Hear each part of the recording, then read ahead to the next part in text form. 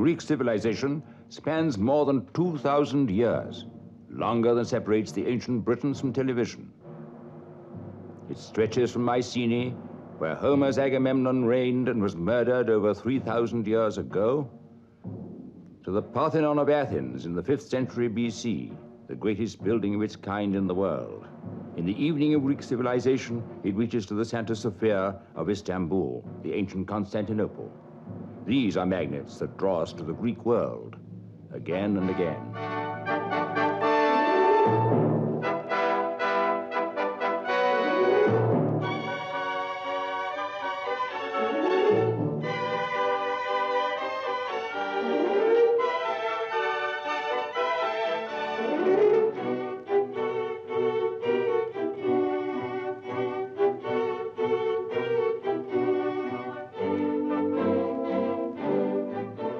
Today, you can reach Greece and its people in a few hours by air.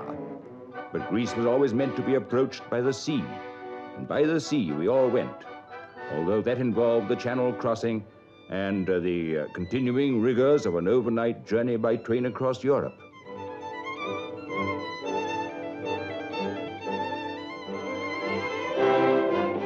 These are some of the rigors.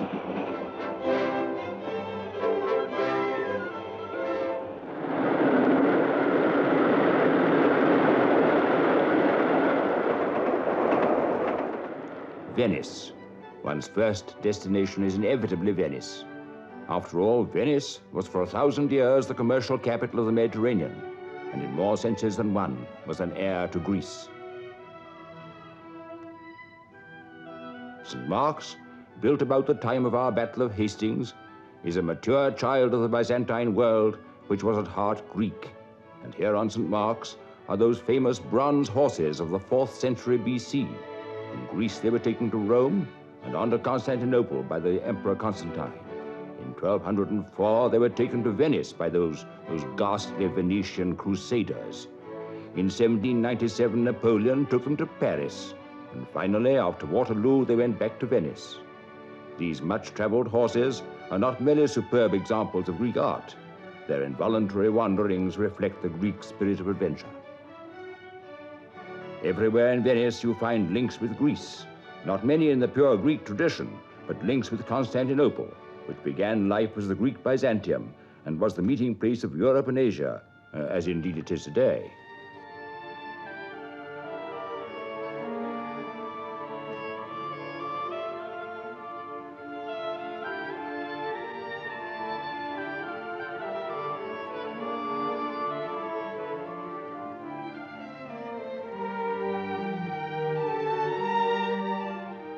Then another strand in our Greek theme. Carved on fortress after fortress all over the Mediterranean, the Lion of St. Mark, proud symbol of Venice. Partly Greek, partly Persian, carried hither and thither by soldiers and merchant venturers, and today resting, finally one hopes, on the column where it's been in war and peace since 1250. Even today, there are more lions in Venice than in many parts of Africa.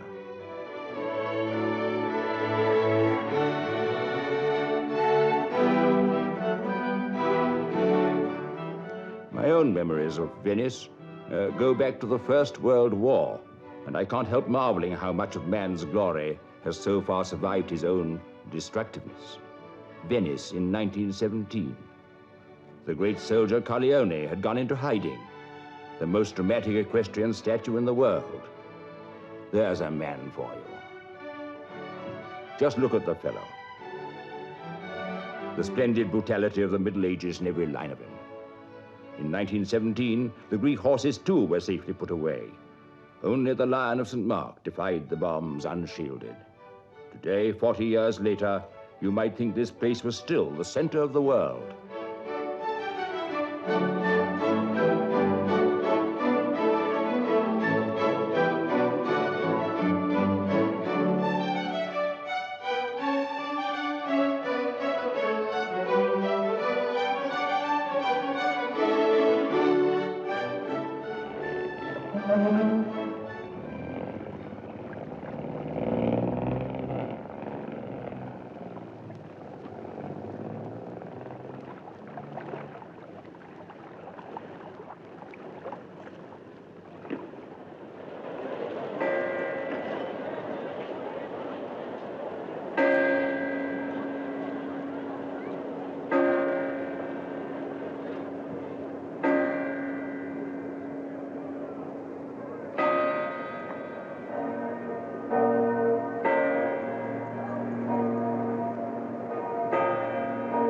To us, it's still the familiar picture of the painter Canaletto. Still the great commercial city, cashing in on its magnificent conventions and traditions, behaving as if Venice were a most serene republic still. The pigeons are an official part of the scene, a charge upon the municipal rates, eked out by abundant charity. Tourists feeding the pigeons, touts feeding on the tourists, and all equally happy.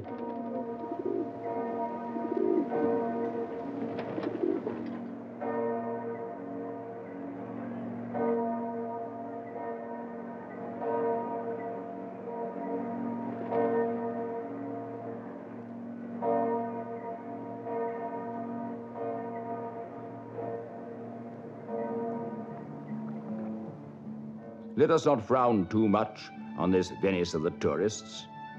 True, its wonderful reflections are twisted more often nowadays by odorous and noisy launches than by the silent gondola. We may agree nostalgically with the poet who observed, "Delicious are what else is like the gondola." Yet, with or without the gondola, Venice still looks her part as an aging bride of the Adriatic. An illusion, if you like, but an illusion of fairyland.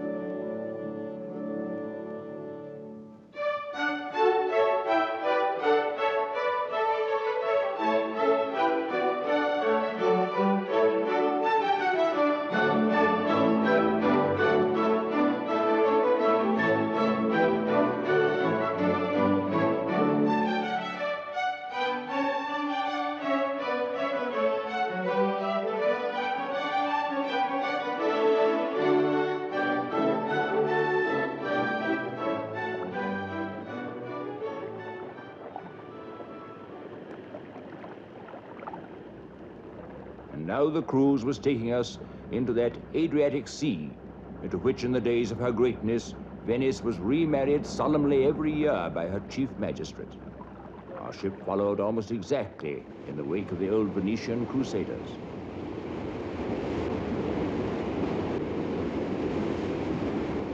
There were nearly 300 of us on board, scholars, students, people from all walks of life, drawn to Greece for all sorts of reasons.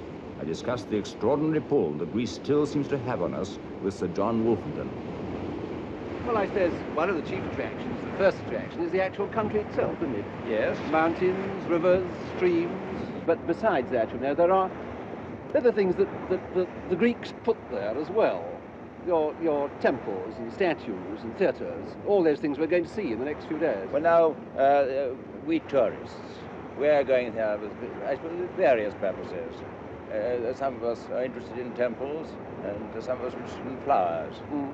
But isn't there some force that draws people to Greece beyond all that, although they haven't read any Greek or Latin? I think there is. And I think if you really want it, and I think it's worth trying to say this, that's not easy. I think it's true to say, don't you, that what the Greeks did in the questions they raised in their thinking, the books they wrote, the poetry they wrote, the experiments in living, in political democracy, all those things, they all start there. Plato and all that. Plato and Aristotle, Sophocles, Thucydides, wherever you look in the fields of art or history or political living, it all starts in Greece. You don't think we give the Greeks credit for rather too much? Well, I don't know. I'm prepared to give them credit even today, you see, it's not very fashionable nowadays to be pro-Greek, even in the pro-ancient Greek sense. People don't think as much as they used to of the philosopher Well, Plato. wait a minute. You get scientists nowadays getting up on their hind legs and saying, we read Greek.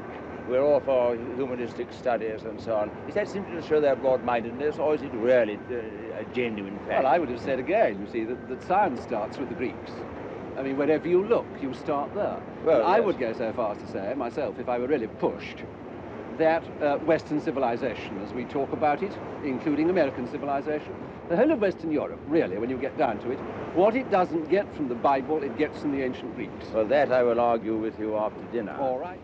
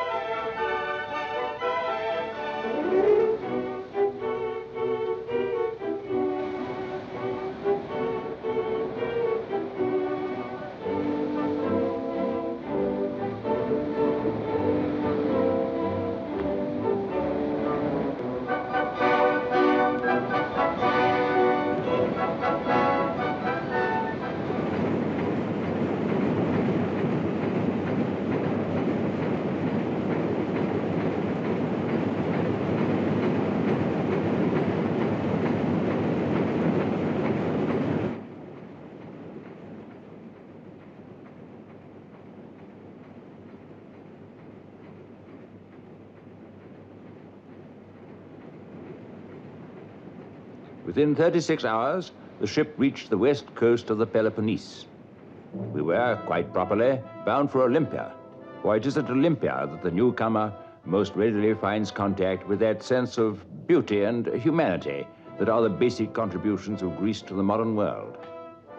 This is what Olympia must have looked like in its heyday. Here, every 4th year, Greeks laid down their arms and renewed the brotherhood of the civilized Greek world. Olympia is still being excavated. Much of it still lies buried beneath the dust of ages.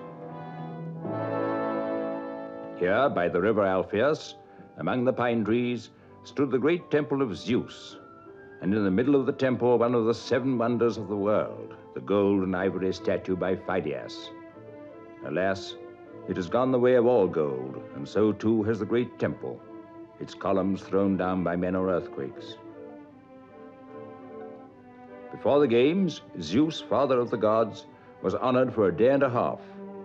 The games themselves lasted for another 3.5 days. The competing athletes were sworn in front of the temple. The artist was no less honored than the athlete, and the sculptor Phidias had his workshop in the midst of the site. His work is lost, but we still have the famous Hermes of Praxiteles, and the complete embodiment of what the Greeks thought beautiful, the Apollo, unruffled, cold, and certain.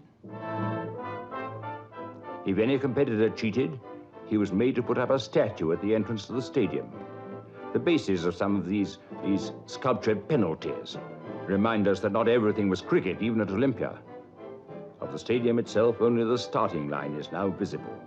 Given time and good digging, the place might soon look much as it was 2,500 years ago.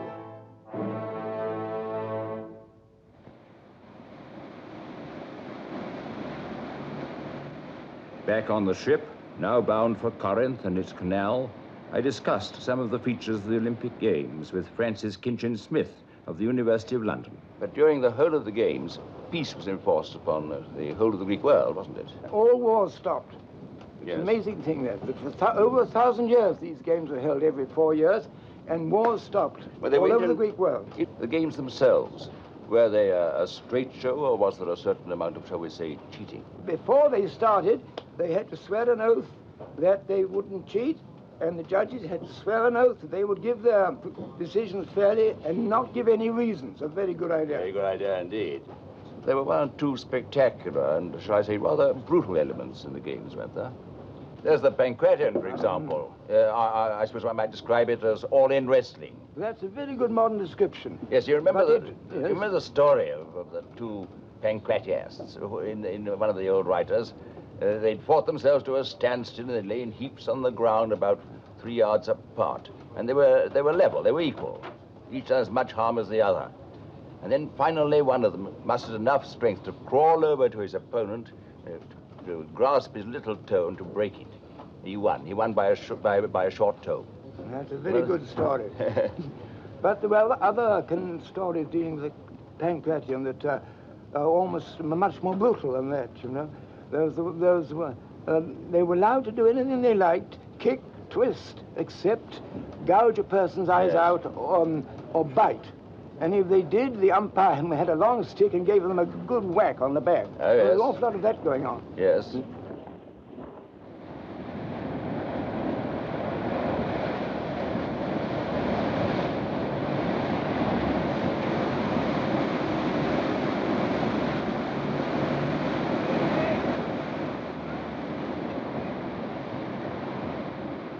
It's well to remember that Greece means different things to different people.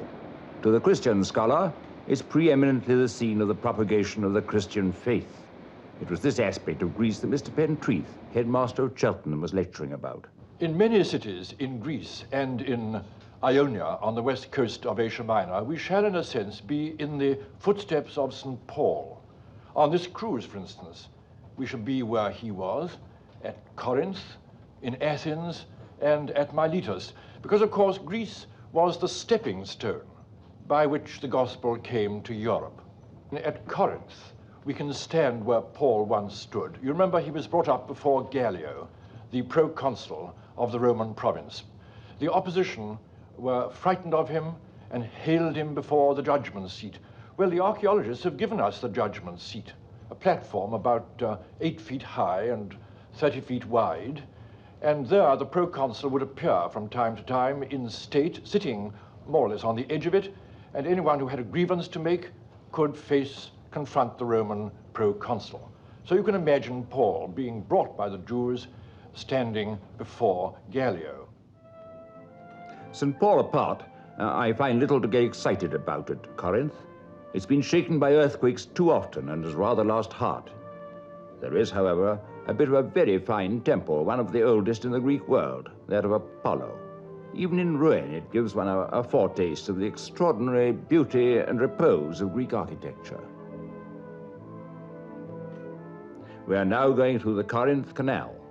It's impressive to look at and has a curious history.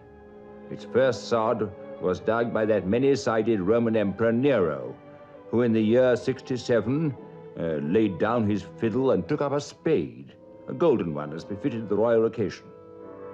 But he didn't get very far with it. The canal wasn't completed until the 19th century, when the French and the Greeks finished the job between them.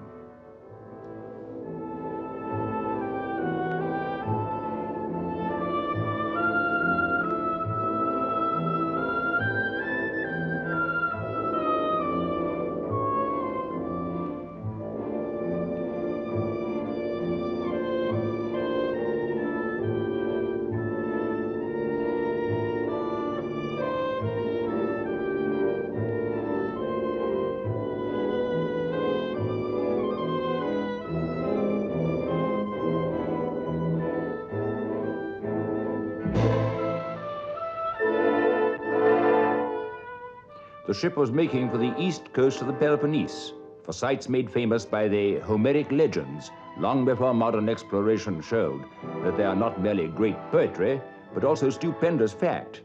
The most famous site of all is Mycenae, and I was talking about Mycenae to Lord William Taylor, an archaeologist, and Professor Stanford, professor of Greek at Trinity College, Dublin. Now, what about the romance of Mycenae? Well, for me, Mycenae, I think, is essentially Homer's Mycenae rich in gold, with its great king, Agamemnon, the commander-in-chief of the forces against the Trojans. He's a tremendous figure, angry, princely, and noble, kind of man who's prepared to sacrifice his daughter to make sure that the army succeeds. You remember Iphigenia at Aulis. And he's a fascinating figure. All the more fascinating, I think, because he's so human. Yes. He fights with his Achilles, he fights with his troops, he's going to have his way. He's the great king of golden Mycenae. That's how I see it. And I rather think when he'd won the Trojan War after 10 dreary years, came back to be murdered by his wife Clytemnestra. He had a hard deal, didn't he? He had a hard deal. Yes, yes. But he was buried nobly, if I'm right. I think he was buried in the, what's called the Treasury of Atreus. Oh, Would you agree? I'm afraid I can't agree with that. In the first place, there is the difficulty of the date. According to us archaeologists, we would place the building of the Treasury of Atreus in the end of the 14th century. And as the Trojan War is generally held to take place at the beginning of the 12th century, there is a considerable gap there. That's a bit difficult, but couldn't they have used the old tomb to put Agamemnon into? They used those tombs more than once, didn't they? Yes, they were family vaults and were used for 2 or 3 generations. So Agamemnon was really the key to the excavation of Mycenae, wasn't he? It was what led the German explorer Schliemann to excavate at Mycenae, because before that everybody said it was a myth. They said the whole Trojan War was a myth. And Schliemann was the first man to explode that academic theory. You remember he dug those graves near the citadel? Yes. Or in the citadel, rather. Well, he started inside the citadel, and among these graves there were certain corpses who had over their faces a gold mask with beautifully modeled features in some cases. That was the origin of his wire to the Kaiser, wasn't it? Yes, the first one of those that he discovered, which is the finest of the masks, led him to send a famous cable to the Kaiser saying, "I have gazed on the features of Agamemnon." Well, the matter-of-fact archaeologist won't have that, will he?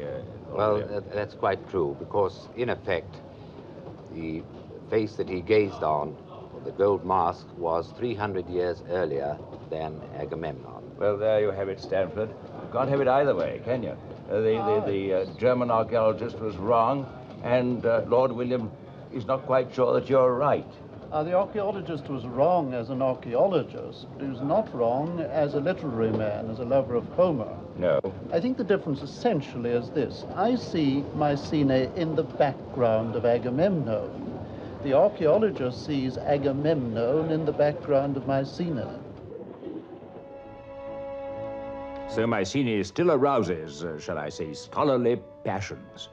And rightly so, for here we have the complex beginnings of the Greek tradition. Here lived, over 3,000 years ago, the great kings of history and romance. They traded and raided, and brought in treasure and artistry from the islands, and built unknowingly the foundations of Europe. Some of their mighty tombs were copied as far away as Ireland and Scotland. One of their swords is carved upon Stonehenge.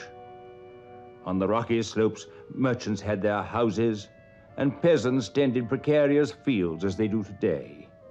Up on the hill, the royal citadel towers over the landscape. The very stones are of heroic dimensions. The images carved in them stark and noble. It was here that the famous German explorer Schliemann made some of his greatest discoveries. He'd always believed in the literal truth of the legends. And here in that great circle of upright stones, he uncovered the tombs of the ancient kings. Here is one of their tombstones. And here in 1876, Schliemann found the bodies of the dead. One with the famous gold mask upon it, which he thought was Agamemnon's.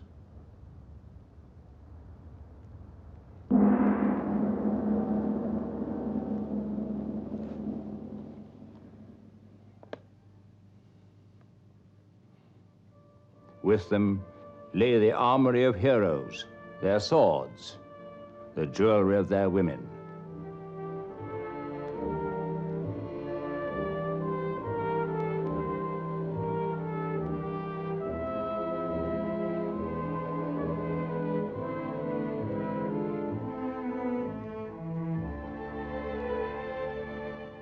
On the highest point of the citadel, the persistent climber can still see the remains of the royal palace with its stone walls and concrete floors.